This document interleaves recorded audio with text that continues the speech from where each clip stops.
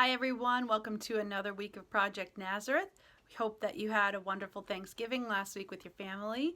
And now we're moving on in Unit 2, which is about the fall. We're moving on to talk about the effects of original sin. So last week we talked about Adam and Eve, our first parents, and the fall, which caused original sin to be the stain on all of our souls. So that's the state of our humanity. So how does that actually affect us? So this week with our children, we're going to be talking about how it's hard now to figure out what's true and what is right.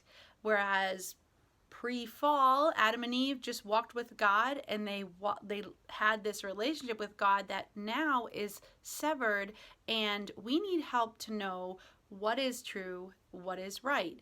And we make mistakes. So there's something called concupiscence, that we are drawn sometimes towards something that's not good, where we need to know that it's not good, and we need God's grace to be able to resist the temptation to do it.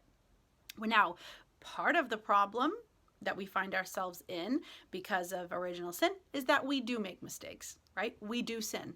There's only been a few people in the whole of human race. Jesus, because he's God, and his mother, she was saved from the effects of original sin at the moment of her conception in her mother's womb. She was saved from the effects of original sin so that she could bring her humanity and give it to Jesus in the incarnation. So, besides those two, the rest of us struggle with sin. So we have concupiscence that we have to fight against, and we need help. Jesus gives us guidance through, God gave us the 10 Commandments in the Old Testament, and then Jesus came and gave us a way of living, a way of walking with him that helps us to resist those urges towards the temptation, concupiscence towards sin, and to live a life that's right and just doing the right thing.